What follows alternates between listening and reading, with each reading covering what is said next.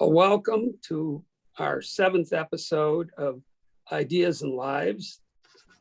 Today, we're thrilled to have Dave Lerman, who is one of the South Bend Lermans, of which I am a part. And Dave was an amazing executive, named Executive of the Year by Mental Center News in 2004. He's been a great athlete. He's been a great leader, and I know him as a great mensch. So, leader of our family. And you're not biased in any way. No, I'm not biased in any way. It's very objective. And we have Tzvi Bodie, who is a financial economist and my partner on this effort. Tzvi. Okay, taking over. And we decided that it makes sense for me to pose the questions, at least the first set of questions, to Dave. Dave, I think this is maybe the third time that we have met. So I'm objective. Okay. Now, you were for something like 40 years the head of the family business, an unusual family business. Why don't you tell us what the business is, what industry it's in, and what your role was? Sure. Let me give you a little history of the family business. A business my dad started with a partner. It came from an offshoot of a failure. After World War II, my father was in his 4th attempt to run a business of his own. A fella came along with some money right after World War II, and they started making toy trucks and egg timers. And they needed some light gauge steel. And my dad had a very good friend who was a big buyer of steel. And in those days, there was really not enough steel to go around. There was a crushing demand for consumer goods coming out of World War II. And you had to stand in line to get steel. So his friend got him a small amount of steel so he could start the business. And after this fantastic big company with about 6 or 7 people in it that had to send their production people across the street to use the bathroom. We're making toy trucks.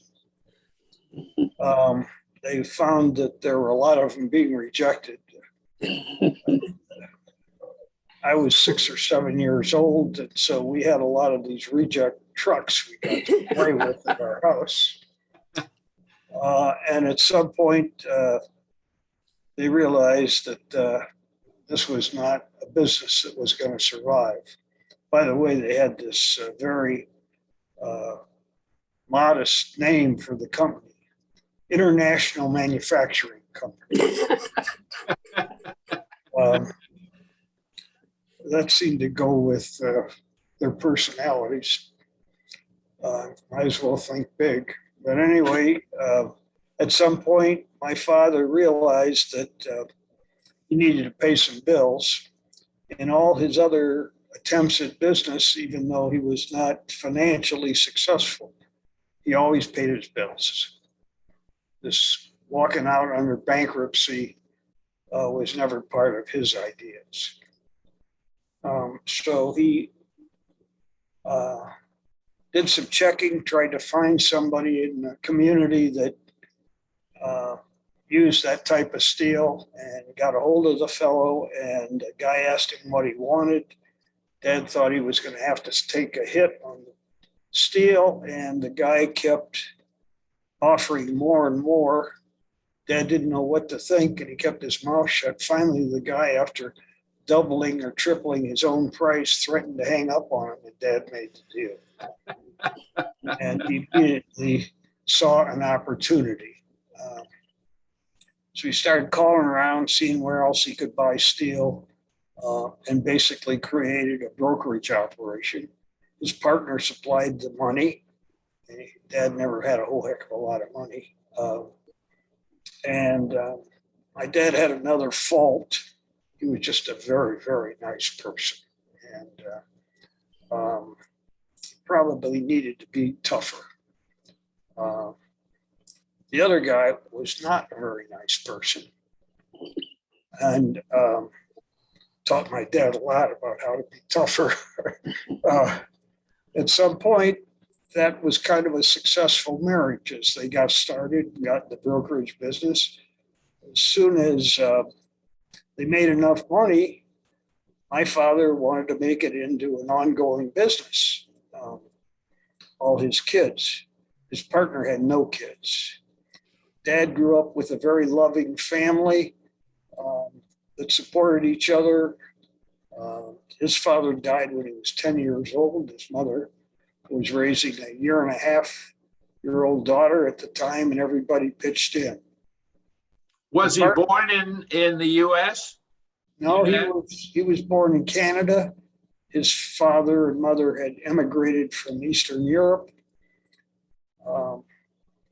and got a job as a rabbi in Sudbury, Ontario area, but eventually ended up in Rock Island, Illinois. Dad, at one point, was captain of his high school football team. At 5'5" and about 135 pounds. A Notre Dame scout was looking at a running back on the other team, and my dad made some great plays against the kid. And the coach, the scout, said to my dad, "Boy, you're a heck of a ball player. You really anticipate well. You might want to go to Notre Dame and try out. Maybe you could win a scholarship." So Dad saved up enough money in a year and went to Notre Dame as a freshman in 1931.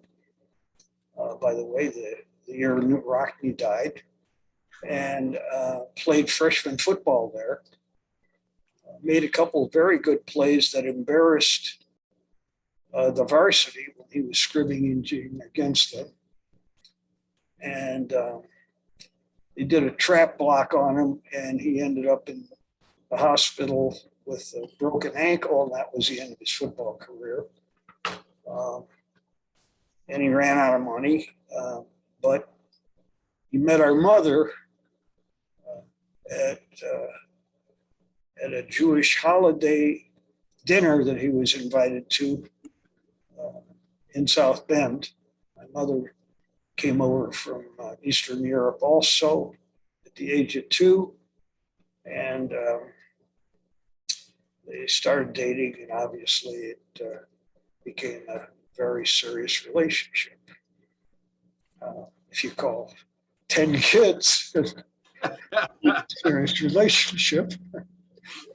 So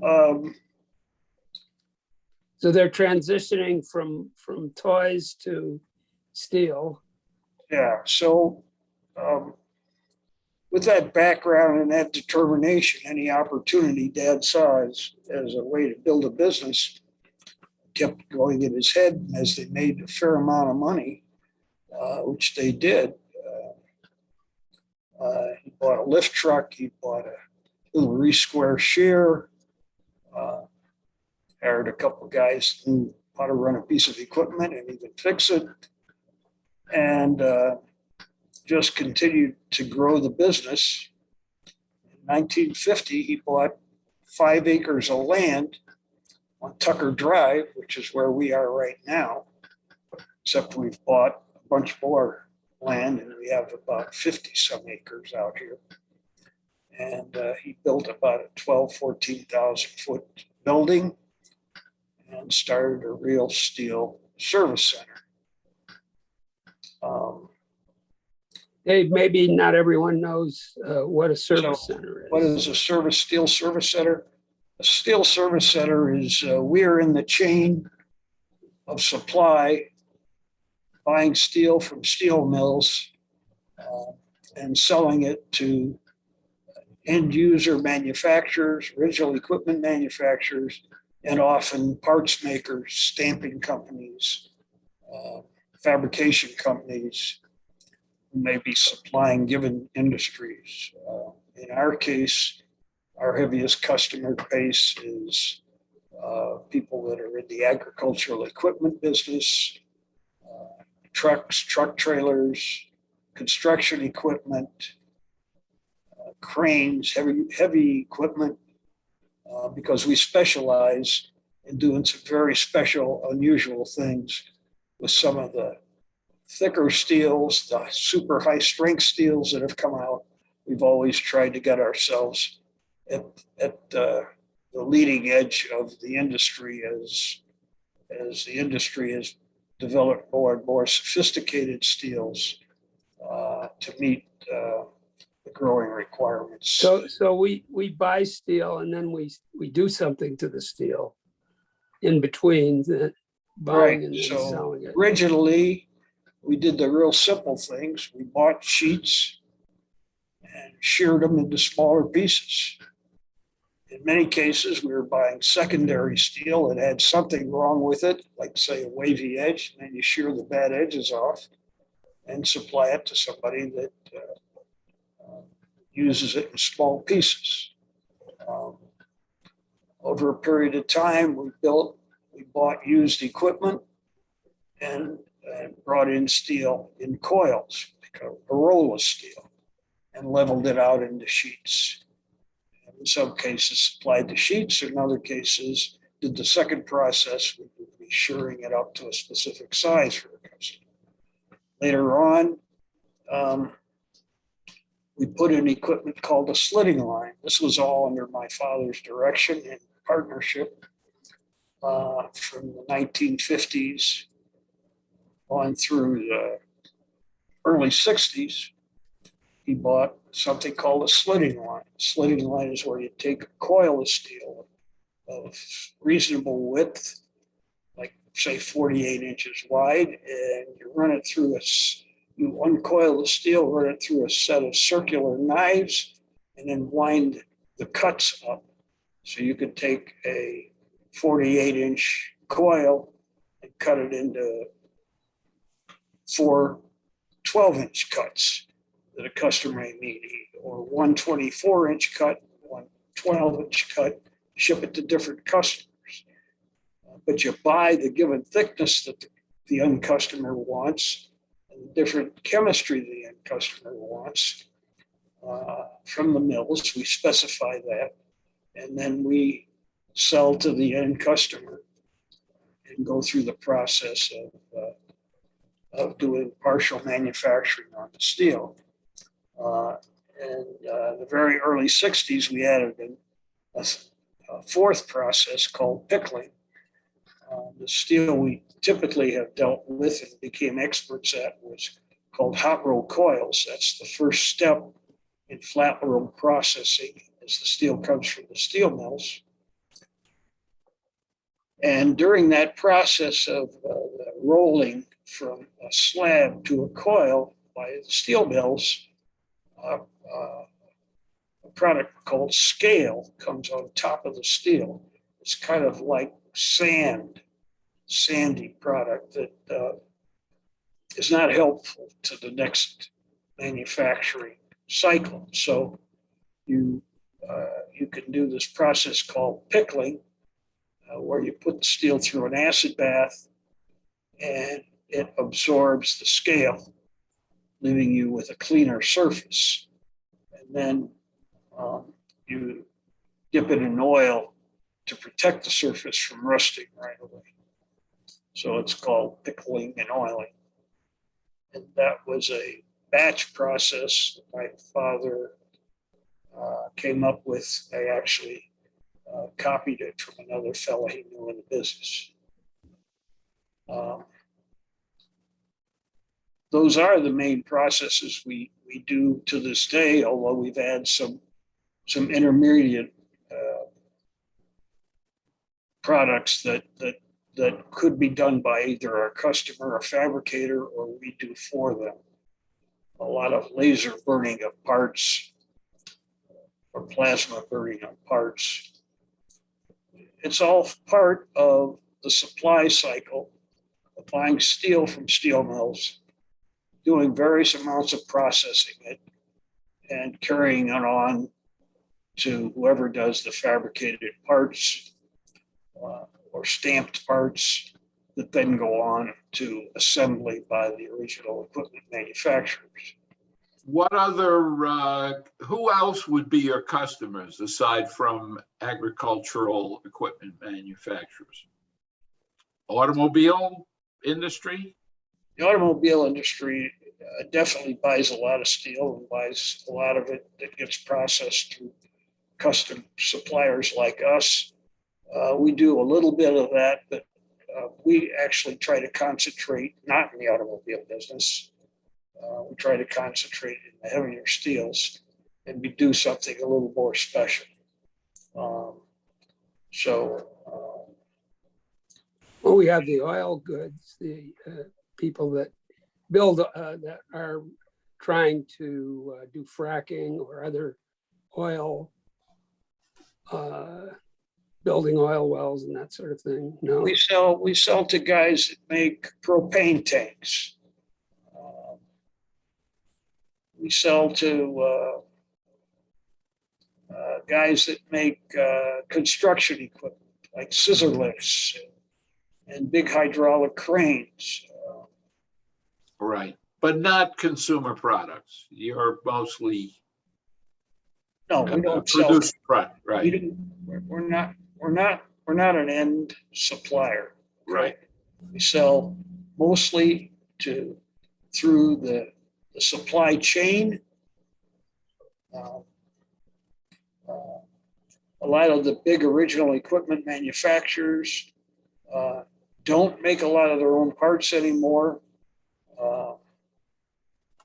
and subcontract a lot of their part making or sub-assembly making in some cases to subcontractors. And then they do, basic big guys now do design work, assembly work, marketing work. But they generally don't make some make a certain number of parts, but they generally don't make nearly as many parts. They used to make the whole thing themselves, a lot of these guys, like Deere, Ace, Caterpillar, even the big automobile guys used to do most of their own stamping work. But the industry has changed. And it's probably more efficient today. It's not nearly as big company oriented. So there's a lot more smaller producers. There's also a fair amount of parts that come from overseas. but Dave, so given what you talked about, what do you think the comparative advantage, first of all, of steel service centers, and then of our steel service center over even the mill just sending the parts, sending the steel to the people that make the parts, or other types of competitors? What's the comparative advantage? Well, for an OEM, an original equipment manufacturer, it's a pretty good deal in the sense that he reduces his investment tremendously in manufacturing. He pays for his parts usually slowly, unfortunately, So by the time he pays his suppliers for all the parts that go in there, he's made a product already and he's billing it. So his cash turnover is much quicker. He concentrates on what he thinks he's good at, which is designing the product, selling the product, interacting with customers to change what's needed to be at the best product, and lets those that are going to make a living at just stamping parts and becoming most efficient at just doing that and taking care of the tools and dies. And so breaking it up into smaller groups of people who have to make a living in what they do and do it better than the other guy could do it by himself, it's a challenge. And we're a part of that process. Generally speaking, the steel mills we buy from make millions of tons. We happen to be a fairly big buyer of steel, and we buy 1.5 million tons a year out of probably 65 million tons of flat roll that's produced in this country for manufacturing. So we're a pretty big supplier, but there's always a bigger guy. Lermans know about dealing with bigger guys. Whatever happened to your father's partner, who was not such a nice guy? Well, a little part of the background of the story is all of us kids, including Bob, were part of our education was working in the shop during the summers, stacking steel behind a shear, doing shipping, receiving, gassing trucks, occasionally running a crane, running some of the equipment. And we got to know the working man. And I think that was a great education for all of us. Guys that lived from payday to payday, guys that really worked with their hands, many of them who had very little education. Delightful guys, lots of fun, interesting personalities. In our case, our shop was quite mixed, and color, creed, and everything else. So we had some great opportunities to grow and know people other than just in our own little group. We also always got lessons in business from my father, who loved the business. Going through so many tough times, he just thought this is the greatest thing in the whole world, to be able to make a really good living in a business where you deal with professional people. And be your own boss, I think. Pardon me? Be your own boss. Yeah. And so Now some of us grew up with an enjoyment of learning the business. In my case, I was the first one out of college, got an engineering degree, and then I decided I probably wasn't going to be the greatest engineer. I was a C guy. So then I went and got a master's degree. We had a small wedding, and so there was a little money left over from the in-laws. We went to graduate school. And after that, I went to work with a company called RCA, the old Radio Corporation of America, in the defense and space business. And I worked in that business for 4 years. In 1966, my dad came to me and said, we're getting along worse and worse. A couple people have tried to help me figure out how I could borrow enough money to buy the partner out. And I'd like you to join me in the business. What do you think? And I looked at the deal with my expert business education and said, Dad, this is a lousy deal. You do all the work. You know the damn business. All he does is gripe at you. You're paying him almost the value of the business. And he said, well, we're still negotiating, And then he came back and the deal actually got worse over a few more discussions because this guy did know how to negotiate. He knew how bad Dad wanted to get out from under him. And he played it to the hill.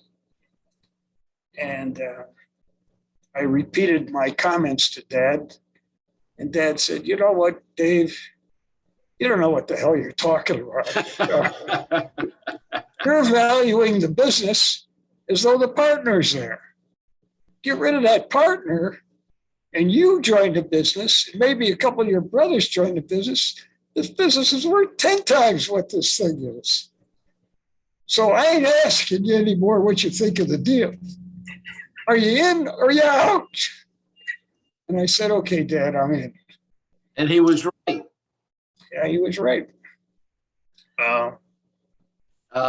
So the end of 66, I joined him in the business, and I walked in the door the first day, and Dad said, by that time he had I'd say about 100 people in the shop and maybe about 20 people in the office. And he was probably selling about 3,000 tons a month of steel, pretty good for a small plant in South Bend. And he said, okay, Dave, what part of the business you want to run? Dad, 26 years old. What the hell do I know about running a business? Bullshit. You've been here all this time. You know the damn business.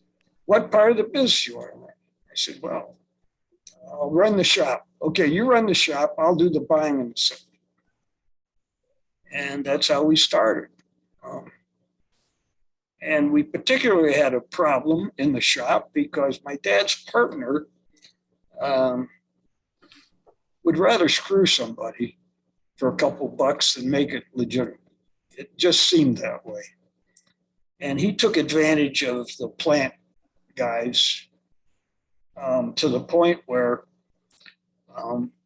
I walked in and there was a union contract that had been negotiated 3 years before for renewal.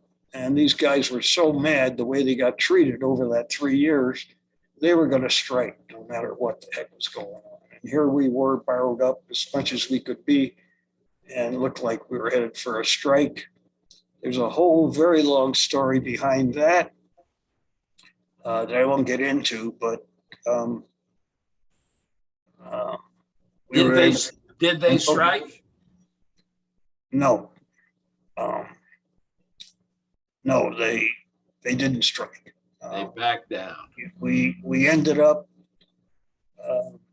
being able to get the international union involved, and we're giving them a fair price increase. And the union was looking at it like getting back at the old man. And the international finally talked the guys into knowing you got a nice increase. Sounds to us like that guy's gone and you should have a good relationship going forward. But it took a lot of threats and various issues, and we got through it. What union was it? International Union of Electrical Workers. Uh-huh. And we still have that union here to this day. And you have reasonable relations with them? Yeah, we have very good relationships with them. Over a period of time, here's a perfect example. We have the union grievance thing, like most union companies have. If a foreman instructs somebody to do something and they're supposed to do it, they have to do it. And then they file a grievance because the foreman was unfair or he didn't talk right to them or whatever. And so it goes through a first step where you try to understand what really happened, then a second step where you get somebody to try to work something out. And then if you can't do that, it goes to a third step, which you bring in a outside moderator to determine who's right. So over a period of time,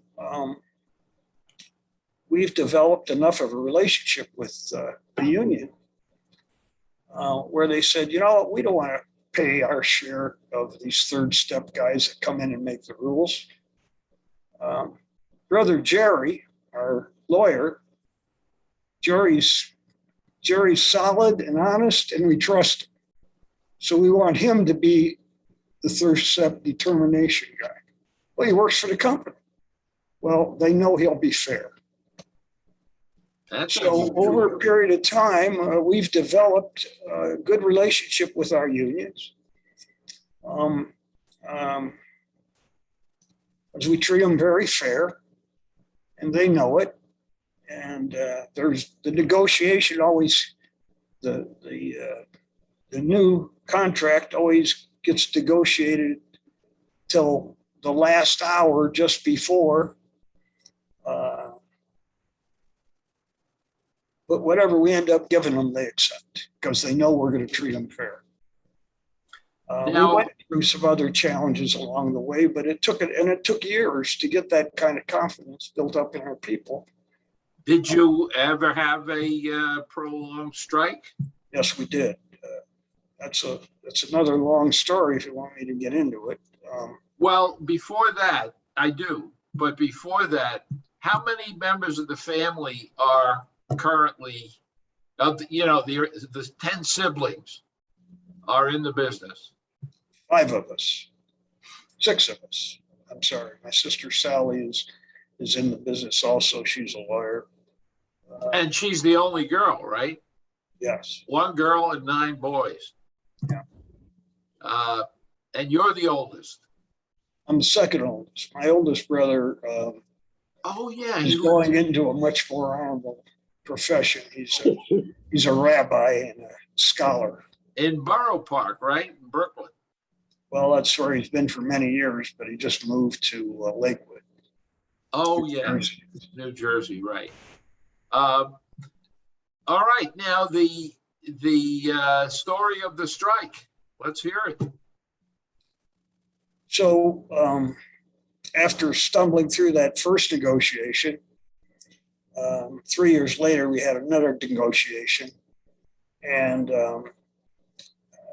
again, last minute settled at a reasonable time, reasonable amount. The arguments were much more financial. And part of the issue was in the background was South Bend was a heavy manufacturing town. In those days, there were 3 major manufacturers that used a lot of steel right in this area, and they were the keys to the first big amounts of steel that we were able to process through here. One was Studebaker. One was a division of Bendix that made most all the brakes for Ford cars, the old style brakes, drum brakes, and Whirlpool, which was a manufacturer of laundry equipment in St. Joe, Michigan, which is probably about 34 miles away. And so we supplied all these guys, but they were all big CIO, UAW plants, and those plants made a heck of a lot more money than smaller companies. There was a big divide between giant union plants like that. And part of that was all their competitors were also union plants that had pretty close to the same wages nationally. And so the littler guys like ourselves were at a different level. I might add that we were much more open to take those of different colors and nationalities and all that stuff. Truth was that in those days, union plants could be very difficult about those types of things. So They kept the minorities out. Was it white people only?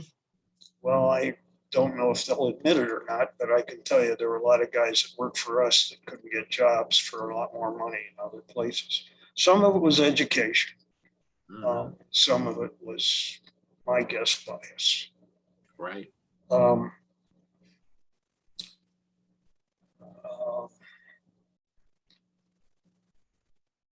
So there was a wage gap. the union contract that came, which would have been the third union contract that I negotiated, there was a bunch of young kids that we'd hired, and they decided that many of their fathers who also worked here, the only reason they didn't get paid those great big wages was because their fathers were just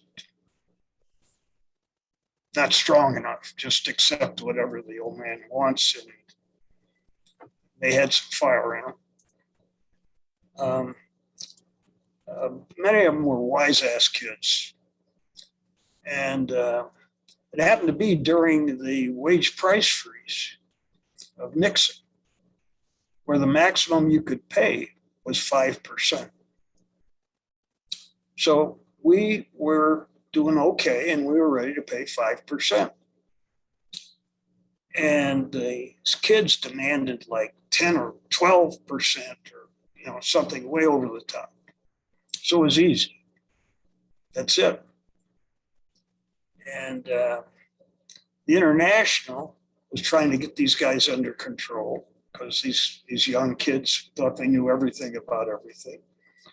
And they were fighting and fighting. And the International came to us and said, well, why don't you just agree to pay the 10, 12%, and then it won't be allowed because 5% max, and you'll get your contract. And I said, oh no, because that's a false promise, because 5% is what we can afford to pay. Anything above that's not what we can afford to pay. And if we got to have a fight, let's have it now. My dad and I both said, Dad used this language, we're not going to Studebaker ourselves out of business. And if you know any of the history of Studebaker, you understand. Well, you might tell some of our listeners and watchers what that meant. Studebaker just constantly agreed to the national contract of General Motors and Ford. They had an older manufacturing building that we're not nearly as efficient in. The local workforce was so spoiled that they had more wash-up time, they had easier rules in the plant, and they were not an efficient producer. They got by for a number of years because Studebaker led many places in design. And they had a nice car, but they could never produce at the costs that the other guys could, particularly since they did not grow, couldn't grow. And so eventually they got forced out of business. And so we said, if we die, we die with our shoes on. And so we took them on. It was an 11-week strike. At about the third or fourth week, maybe it was the fifth week, I was doing all the negotiating. I had a very, very good labor lawyer who was a tough, smart guy who was giving me good advice. And I said, okay, we're going to open up the damn plant. Bullshit. And so we started by just having all our foremen work.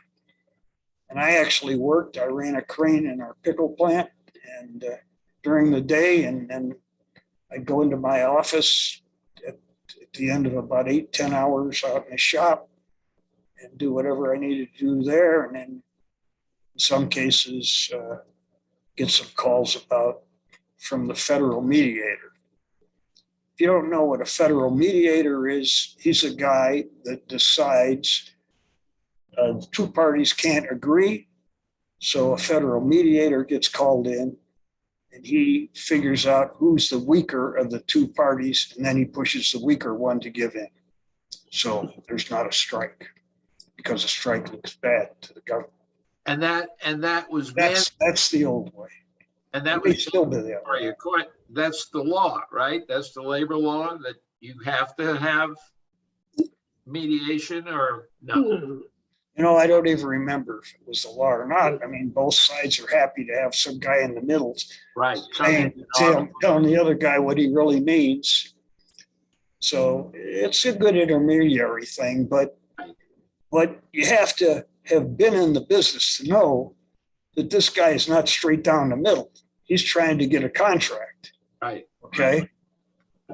Which is a different approach than let these guys have their arguments and you just try to straighten them out, you know? Yeah. He puts a color on things. Sure. So, so we started doing work in-house, and we started building up steel that we could ship.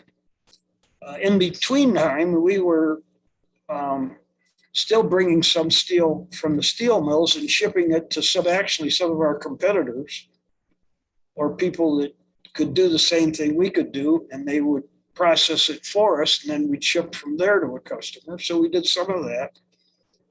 And I was probably in the 6th or 7th week, I was threatening to start hiring guys, non-union guys. And I was threatening to start to ship. And it must have been about the 8th week or 9th week, I don't know, probably the 8th week, when there was an old-time foreman we had, tough black guy, smart as hell, but a street smart guy. And he used to stutter. You remember Bo Freeman? Whoa, sure. He was a tough guy. He came into my office one day and said, Dave, you know, you keep talking. When are you going to do something other than talk? I said, you know what, Bo, you're right. You're right. So he started hiring people. The union put up a picket line, went to court to get a stay. I remember over a weekend, I found a friend of mine told me that there was in those days, all truck drivers were union, so they wouldn't cross another union picket line. But there was some little independent guy that my friend said, he's crazy. He'll do anything. He don't give a damn. So you could hire him and he'd run that first truck through. And it's illegal anyway for these guys, because I got the stay for them to stop us. And you go from there. So the guy shows up, and it was actually on a Saturday morning over at our old plant too. And he brings his truck in, and we load the truck. And the union, which had their most of their guys over in our main plant a block or two away, hear that we're going to ship over there. They rush over there and they block the street. So I call the county sheriff and I tell him, get over here. This is an illegal blockage. You got to protect us and get us through this thing. So he comes out with about 4 of his deputies and he starts talking. Well, Dave, you know, somebody could get hurt. Da, da, da, da, da. I said, that ain't my problem. I'm not backing down. I back down now, we lose. It's easy. Get these people to let us drive a truck through. And he just starts screwing around. And then I get a phone call from my father. Dave, what's going on? I said, well, Dad, I'm trying to get this truck through here. Yeah. Well, I hear there's all kinds of commotion and threats. And I said, yeah, it's part of the game. He said, well, Dave, maybe you should stop it. I said, Dad, we ain't stopping. He said, you're right, we ain't stopping. Okay, but do me a favor. Don't do anything for 30 minutes. I said, okay. So what my dad did was he went to see the local police guys. And Dad was always very friendly to all local cops. Every time we had Christmas turkeys extra, Dad always took them down to the police station. Every time we had some extra football tickets, because he felt these guys were awful hardworking guys and deserved it. So he had a lot of buddies down there. And he went down there and said, we've got to stay from the court. The county guys ain't got the damn balls to take care of it. We need some help here. That's what I heard afterwards, because about 25 minutes after his call to me, here comes about 10 police cars, South Bend City Police, and they didn't park way off someplace and come and talk to me. They went right up to the picket line and created a path. By then, this truck driver was scared out of his wits and he left, leaving his truck. Whoa. So then I had to call a guy who was in charge of our trucks. We had, I think at that time, about 15 trucks.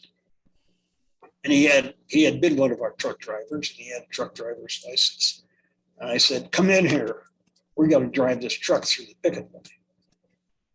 And he was scared of shadow. And I kept saying, don't worry about it. I'm the bad guy. I'm going to get in the truck with you. If anybody's mad, they'll be mad at me. And we got in that truck. We drove through the picket line. Guys were saying some nasty things. Although they didn't really say them with such hatred, because by that time I knew a lot of the guys. But we sort of broke the back of the strike. And we had the union truck drivers that we had, which were Teamsters, didn't like the other guys anyway, but they couldn't break the picket line. So my dad, who years and years ago, one of his businesses was a trucking company and he drove his own trucks, started driving, said, I'll drive, you guys pack the truck up, I'll drive the truck through the picket line, take it over to a certain place, then our truck drivers will deliver it to a customer. And that's what we started doing. Well, the picket lines started trying to get in Dad's way until they found that Dad was not quite as good a truck driver as he used to be. And it was a little scary to get in the way.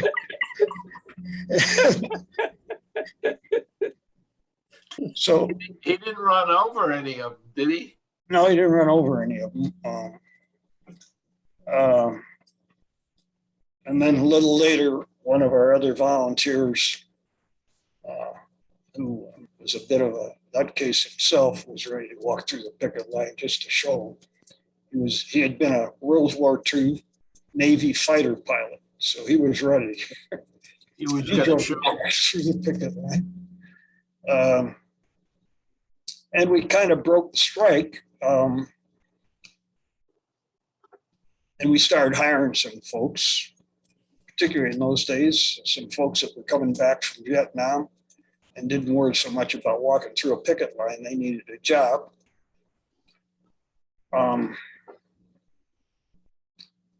And then I get some conciliatory things from the federal mediator. Dave, if you just pay them another nickel over and above whatever you're offering, or a dime or whatever. I said, no, I'm not going to reward them for what they've done. It's fair, it's good, you know damn well, that's it. So Then I get another call from them a few days later.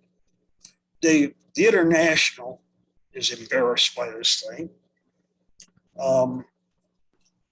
And so they wanted to give you that nickel just to get the thing settled. So they're gonna, by then, most of the guys that worked here quit coming out to the picket lines. Mhm. So they were bringing pickets in from other union situations. And he said, they're going to get in your way. They're bringing lots of pickets. It's going to be miserable. The union, the International's calling for a meeting, and they'd love to just settle this thing. Otherwise, they're going to ramp up all the fights. And I said, we're done what we've done. And by then, by the way, I'd already had some phone calls from some of our good older time union guys. I said, Dave, we're sorry. We let these young guys lead us by the path. We want to come back to work. And so I said, well, guys, I think this thing's going to come to a halt. I don't think it'd be so good if you did right now. But if I don't get this thing worked out quickly, let's do it. And so the guy calls, so the union calls for this big meeting. And at some point during the meeting, trying to rile everybody up, interestingly enough, the young guys who had driven this whole damn process were getting sick of it because they thought it was going to be a good fight, and there wasn't a fight, and they lost their.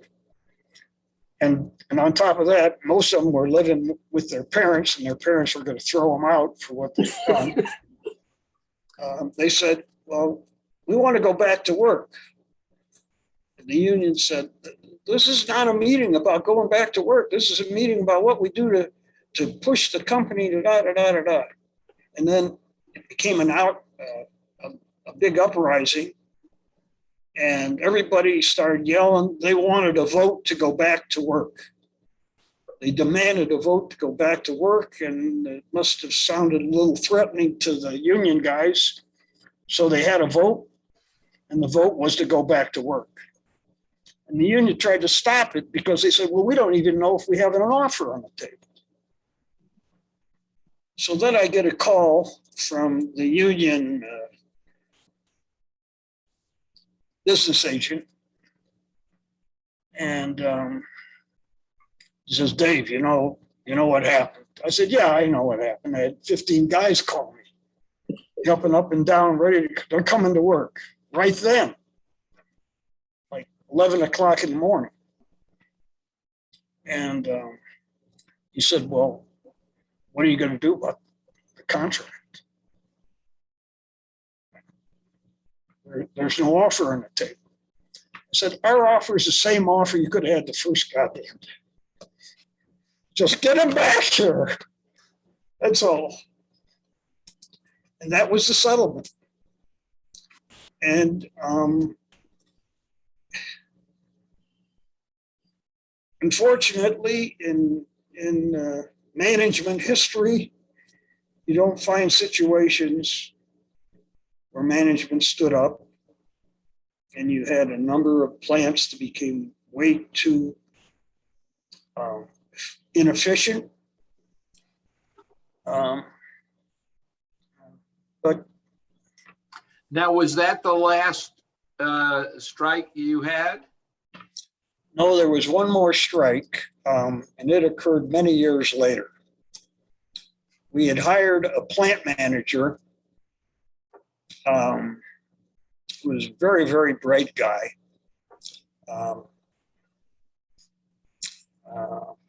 He knew all the words. He had been a high-end plant manager in other places, and he knew the language.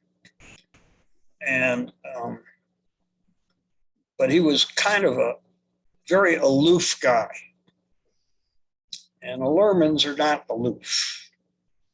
And the plant guys, the good old timers, begin to resent this. And he had been an officer in the Army. In fact, he kept his citations behind him in his office. And apparently he demanded that you kissed his ring in the shop. And the truth is that I was busy growing the company. It seemed like we had such a very professional plant manager. My brothers never really got too involved in the plant. And he just had built so much resentment. I just heard about it at the last minute. And I went and talked to some of my guys. Guys, what is it? Dave, I'm sorry, we're going to vote for a strike. I said, why? It's because of him. You know, I had a sick mother in Texas and he wouldn't give me time off so I could go see her. Stuff like that. And the more I found out about it, the more I was embarrassed. But it was too late. So we settled on the contract, and they rejected the contract. And 1 week later, they asked us to put up the contract again. We changed one little thing, and they voted it in. And did that plant manager stay on, or did you get rid of him? Not long. Mm-hmm. I called him in my office. And I told him he was the cause of the strike and that he needed to get better relationships with the employees. Maybe I needed to send him to a Dale Carnegie class. And his answer was, over my dead body. Oh, whoa. So I went to my brothers and I said, he's gone. They all thought, what do you mean? This guy's great. No, he was the cause of the strike. Right. And shame on me. And at that time, I brought my son Billy in, who had gone through business school, master's, and was running our truck fleet, which by then was about 50, 60 trucks. And Billy had worked for the shop. I said, Billy, I need you to take over the shop. And he did. Billy's a very personable guy. And we corrected the situation. So it was lessons for us too. Yeah, of course. Now, you went through a period where you acquired other firms. What was the guiding principle? What was your guiding principle with regard to expanding by acquisition?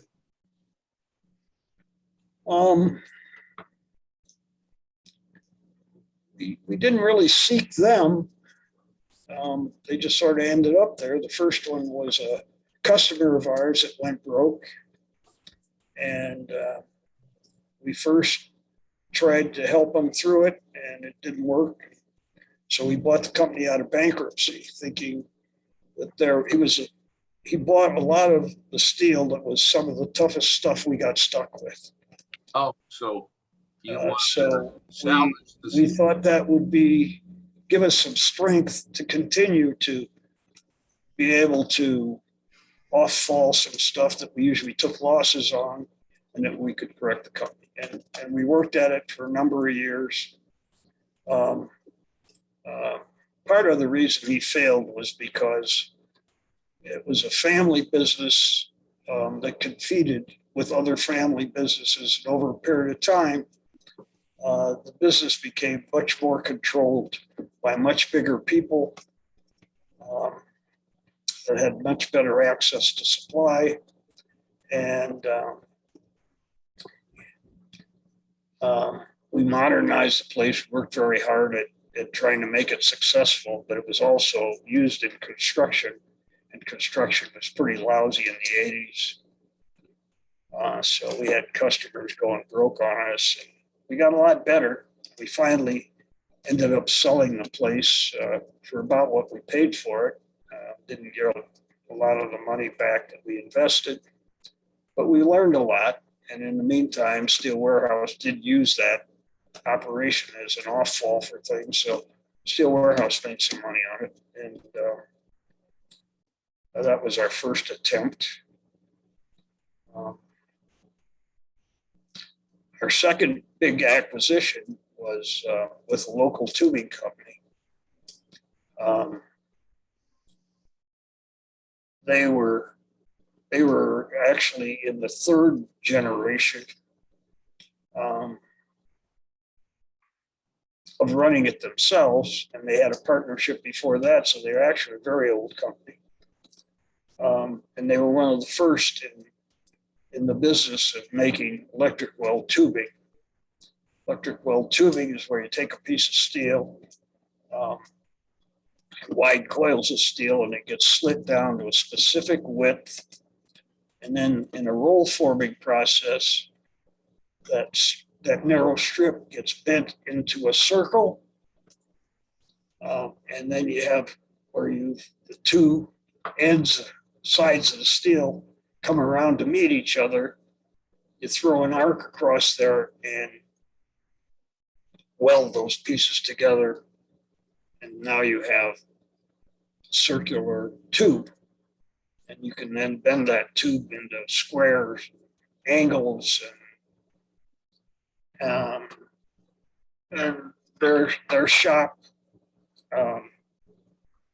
specialized in very high quality tube that would often get chrome plated for the fancy furniture industries up in Grand Rapids and different places. They had a long history of doing a good job, but they're a very conservative company. They never really grew a lot.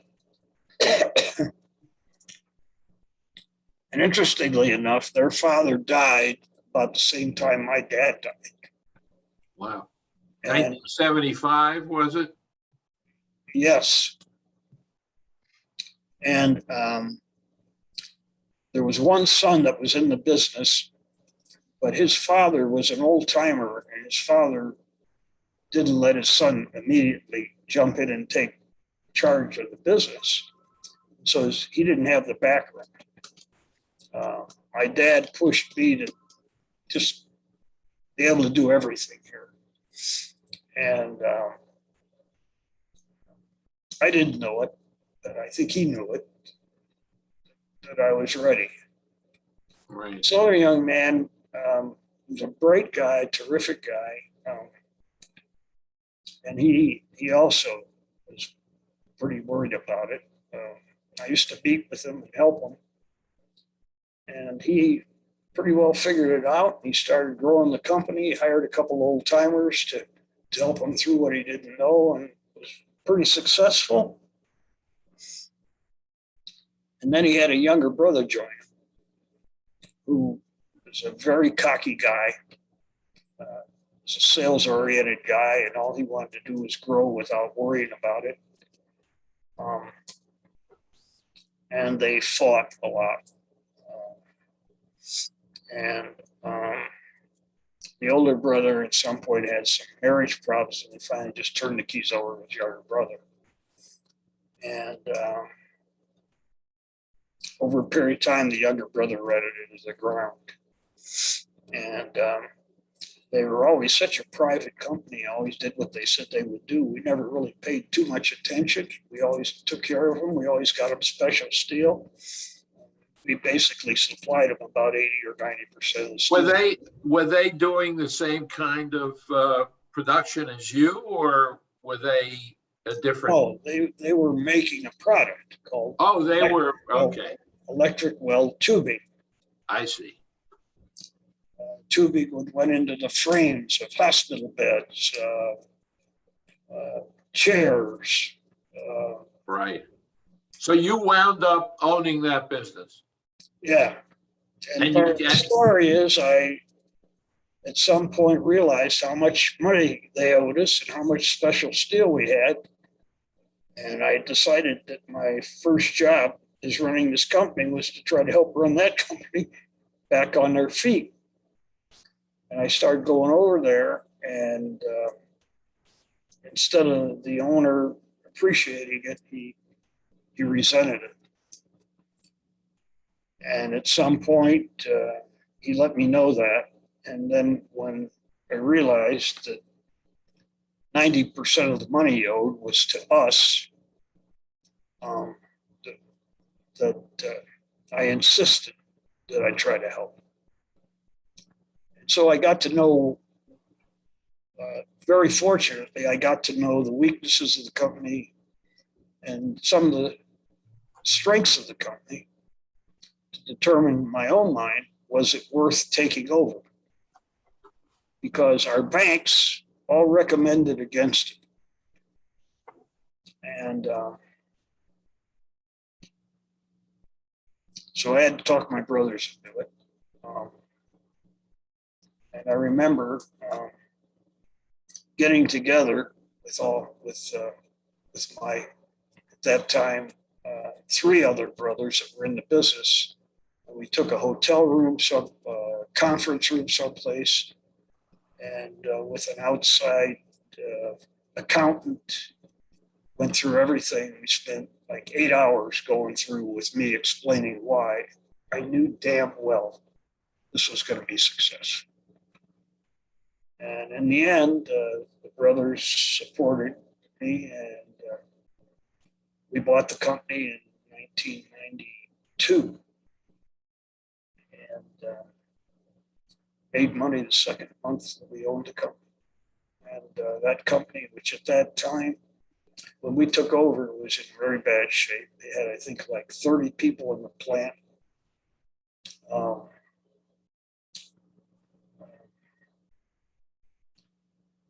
The plants in South Bend now have 250 people, and we have 2 other locations, one in Chattanooga, Tennessee, and one in Temple, Texas. And they're a pretty good supplier of all kinds of different electric weld tubing, and been very successful. It's a well-managed company. So did it roughly double your volume? By how much did it expand the business? Did it double the size of your business? Like 20 times. I mean, they had 30 people. Now they have probably 600-700 people.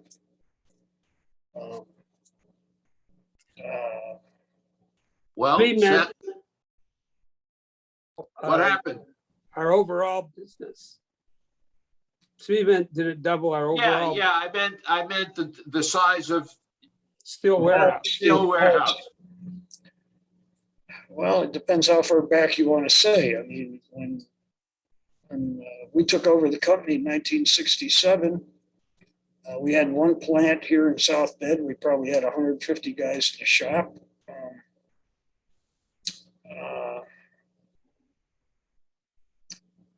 And we probably did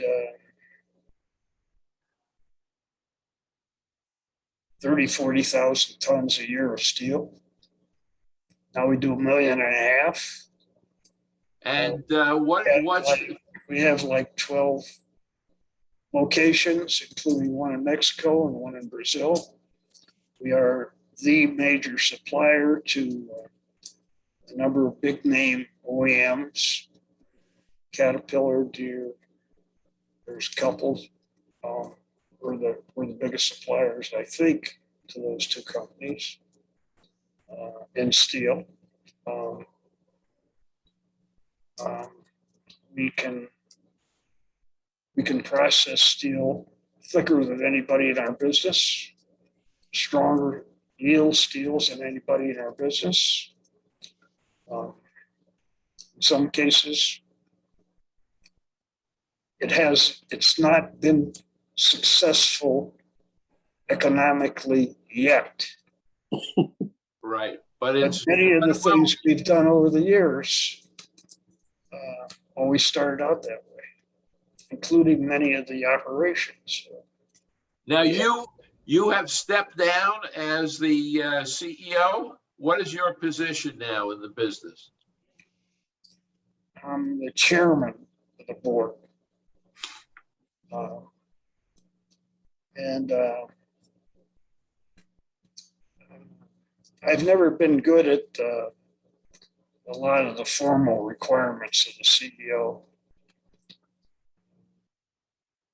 I never drew a big chart with boxes of who reports to who and all that other stuff. I figured these guys don't know it. Come and ask me, or I'll kick your ass. You ought to know it. So now we have big HR department. We have this. We have all this other formalized stuff, and it's good because we're too big to not do it. You know, I was raised by a different approach to running a business. Right. And I still spend a lot of time in the shop with the guys. I know the guys. I know most all the guys here in the first shift. And I knew their fathers. And I actually spend a lot of my time with we have a number of engineers who are always trying to figure out something special to do that nobody else can do. And I travel a lot. I visit our other plants. I spot issues a little bit faster than a lot of the guys do because it just comes naturally to me.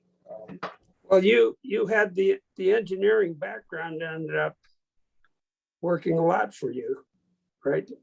Right. I had an engineering background, and it was certainly helpful. And the ice hockey. That must have been helpful too. Absolutely.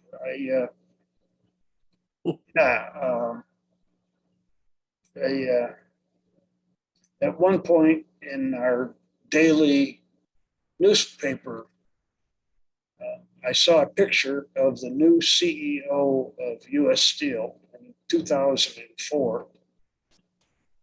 His name was John Surma, and the picture had him in a hockey outfit.